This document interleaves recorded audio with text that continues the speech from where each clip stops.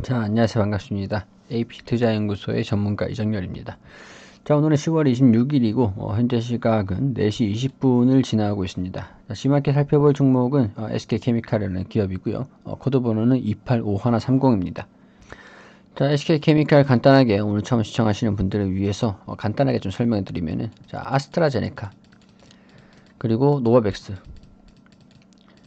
자, 아스트라제네카에서의 백신이 이제 한 12월 전후로, 크리스마스 전후로 좀 나올 수 있을 것이라고 예상이 되면서 1월에는 접종이 완료가 될 것이다 라고 좀 기대가 되는 상황입니다. 자, 그리고 SK 바이오사이언스.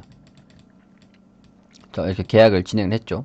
이 IPO 상장 기대감이 좀 반영이 되고 있는 그런 상황이기도 하고, 지금 이제 렘데시비르가 WHO에서 렘데시비르가 효과가 없다라고 그렇게 얘기가 나오면서도 미국 정부에서 FDA에서는 이 렘데시비르라는 치료제를 허가를 승인을 해줬습니다. 그렇기 때문에 이런 그 치료제와 백신에 대한 기대감이 좀 높아지고 있는 상황이긴 하지만 옥석 가리기가 좀 진행되고 있다라는 부분들 참고를 하실 필요가 있을 것 같아요. 자, SK바이오사이언스에서 최근에 주가가 좀 조정을 받았던 것은 독감 백신에 대한 사과를 지금 SK바이오사이언스가 납품을 하고 있었는데 사망자가 좀 있었습니다. 그래서 여기에 대한 불안감이 좀 반영이 되고 있었기 때문에 주가 조정 흐름을 좀 보여주고 있었는데, 자, 오늘 좀 긍정적인 이슈들이 나와줬습니다. 자, 독감 백신 때문 아니다. 독감 백신 문제가 아니다. 제조사들 추가 강세 이렇게 좀 나와줬죠. 자, 독감 백신 접종 후에 사망이 관련 백신과 인과관계가 없다고 재차 밝히면서 녹십자 등 백신 관련 종목이 상승세다. 자, SK케미칼도 올랐다. 바이오사이언스가 이 독감 백신을 사과를 납품하고 있기 때문에 이 기업도 반등이 나왔다라고 좀 볼 수가 있는 부분입니다. 그렇기 때문에 불확실성이 어느 정도 거쳐지는 그런 모습을 좀 보여주고 있다라고 좀 말씀을 드릴 수 있을 것 같은데요. SK 바이오사이언스가 나파모스타트라든가 그 아스트라제네카라든가 자회사 회복에 대한 그런 모멘텀은 계속 가지고 있는 상황들이죠. 그리고 이제 아스트라제네카의 임상이 사망자가 있었다라는 소식도 좀 들려줬습니다. 근데 그 사망자가 이전에 이때 임상을 잠깐 정지를 시켰던 그 환자예요. 그 척추 염증 그 환자인데, 이때 당시에 말씀을 드렸었죠. 이 환자가 지금 당시에 사망을 한 이유가 백신의 투여군이 아니었다라고 전해지면서 백신을 투여를 받은 그런 실험군은 아니었다라고 전해지면서 지금 관련이 없다라고 정리가 난 상황이죠. 그렇기 때문에 이런 부분들이 추후에 임상이 다시 재개가 되면서 미국 임상이 이번 주에 재개된다라는 소식이 좀 들려주긴 했었는데, 사실상 제가 이전 영상에서도 사실상 재개가 된 거라고 본다라고 좀 말씀을 드렸었죠. 자, 임상 재개한다는 그런 소식이 좀 들려졌습니다. 자, 다시 진행된다. 자, 백신 일시 중단으로 백신 개발 경쟁에선 다소 뒤처지게 됐다라고 이렇게 나오는데, 뭐 이거는 사실 미국에서는 왜 좀 그 임상 사망자가 척추 염증 장애로 추정되는 증상을 좀 보여줘서 일시 정지가 됐거든요. 근데 일시 중단이 됐던 그 환자가 사망을 한 거잖아요.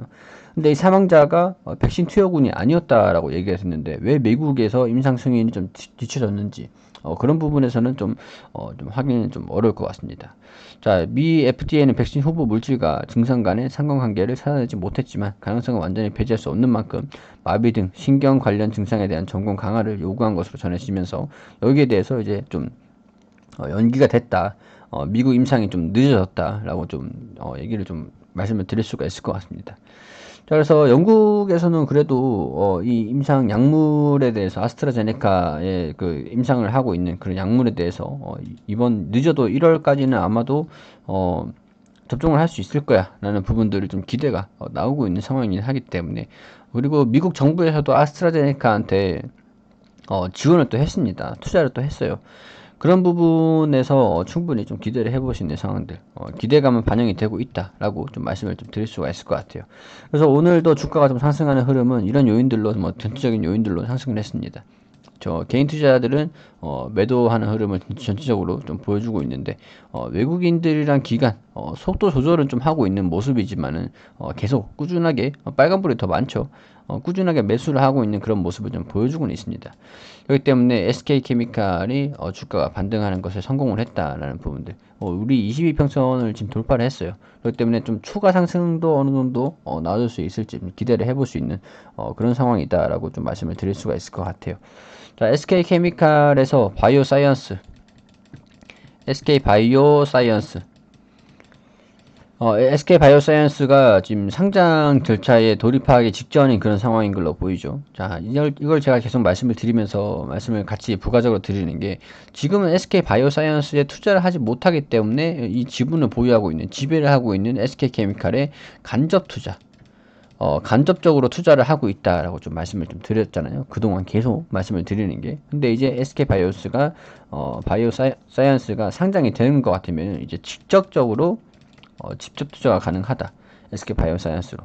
자, SK케미칼의 지분에 대한 가치를 부과가 받을 수는 있겠지만은, 여기에 대해서 직접적으로 투자를 할 수가 있게 되니까, 수급적인 측면에서도 이쪽으로 좀 똑같은, 우리가 100만 원이 있다고 하면은 100만 원이 이 자금이, 투자할 수 있는 자금이 무한하지가 않잖아요. 자, SK케미칼을 가지고 있는 거는 SK사이언스를 가지고 있는 것이라고 좀 볼 수가 있는 것도 있고, 그런 부분들도 있고, SK바이오사이언스를 가지고 있는 것도 SK케미칼을 간접적으로 투자하는 그런 효과가 좀 있기 때문에, 그런 부분에서 SK바이오사이언스의 수급을 좀 옮겨갈 수 있는 그런 상황이 발생이 될 수 있다. 자, 그런 부분들을 좀 참고로 하시고, SK케미칼이 그래도 저유가 시대에서 실적이 좀 잘 나올 겁니다. 나올 것으로 좀 기대가 됩니다. 그렇기 때문에 저유가 시대가 계속되면서 SK케미칼의 실적도 좀 주목을 받을 것이다 라고 예상을 하시는 분들은 SK케미칼을 계속 가지고 가시면 된다 라고 좀 말씀을 드릴 수 있을 것 같고요. 나는 SK바이오사이언스 때문에 투자를 했어 라고 하시는 분들은 이후에 상장에 대한 그런 그 일정을 좀 참고를 하고, 공모라든가 그런 상장이 된 이후에 투자를 좀 직접적으로 투자를 하시는 것으로 좀 옮겨가시면 된다라는 말씀을 좀 드릴 수가 있을 것 같죠. 그렇기 때문에 추후에 상장에 대한 일정에 대해서 주가가 반영이 좀 긍정적으로 반영이 됐다가 이제 상장이 되고 난 이후에는 조금 수급이 좀 옮겨갈 수도 있는 그런 부분이니까, 그런 부분에서 좀 참고를 하실 필요는 있겠다라는 말씀을 좀 드릴 수 있겠습니다. 자, SK바이오사이언스가 상장한 이후에 주가가 막 강세를 막 보이잖아요. 그러면 SK케미칼도 이런 지분에 대한 부각이 되면서 강세를 다시 같이 보여줄 수 있는 그런 가능성은 있습니다. 자, 이런 여러 가지 요인들을 좀 참고를 하시고 어떻게 판단을 할지 직접적으로 판단을 하시면 되실 것 같습니다.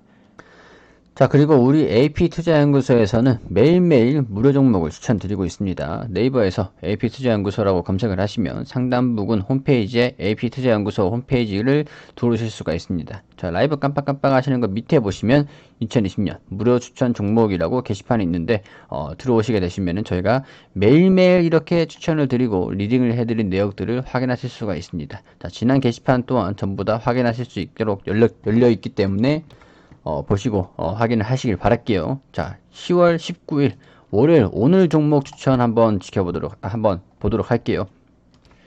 자, 여기 보시면은 우리 장전에는 뉴욕 증시가 어떻게 움직였는지 대략적으로 좀 설명을 드리고 댓글로 이렇게 리딩을 좀 진행해 드리고 있습니다. 자, 그리고 9시가 되면은 흥국화재 현재가 15,000원 기준 매수, 1차 목표가 15,450원, 손절가 14,200원으로 대응하시라고 말씀을 드리고, 우리바이오가 현재가 3,400원 기준 매수 안내 드리고, 1차 목표가 3,500원, 손절가 3,250원, 그리고 2분의 캐몬 현재가 3,570원, 자, 1차 목표가를 3,675원, 손절가 3,420원으로 대응하시라고 추천을 드렸죠. 자, 이렇게 세 종목 추천드렸습니다. 자, 그리고 시장이 상승 출발한다라고 이렇게 설명을 드렸고, 흥국화재 1차 목표가 달성 후 급등 VI 발동 중이다라고 이렇게 차트를 보면서 이렇게 설명을 드렸습니다. 9시 5분에. 자, 9시 5분에 이렇게 설명을 드리면서, 이게 이제 캐몬 1차 목표가를 달성을 했다라고 차트, 이 음봉입니다. 음봉에서 우리 고가 달성을 했다, 최고가 달성을 했다고 설명을 드렸습니다. 자, 그리고 우리바이오가 손절가를 3,200원으로 하향 조정을 해서 지금 매도 한창 싸우고 있다. 그렇기 때문에 손절가를 낮추고 보유하는 전략으로 가자라고 설명을 드렸습니다.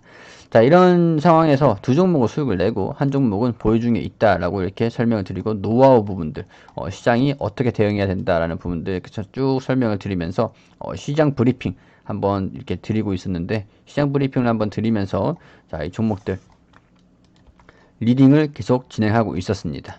자, 그리고 장중에서 또 이제 흥국화재가 20% 넘는 급등을 하면서 상승하는 흐름들, 아까 차트랑 또 다르죠. 상승을 했죠. 그리고 캐몬도 12% 넘게 상승을 하면서 추가적인 상승을 했다라고 설명을 드렸습니다.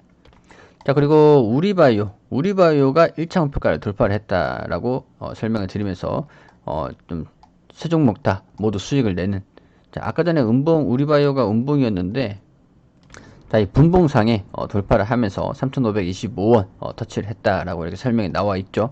자, 이렇게 차트로 설명을 해주면서 자세하게 리딩을 받으실 수 있도록 안내를 드리고 있으니까, 자, 도움이 필요하신 분들은 오셔서 도움을 받으시는 것도 좋겠습니다.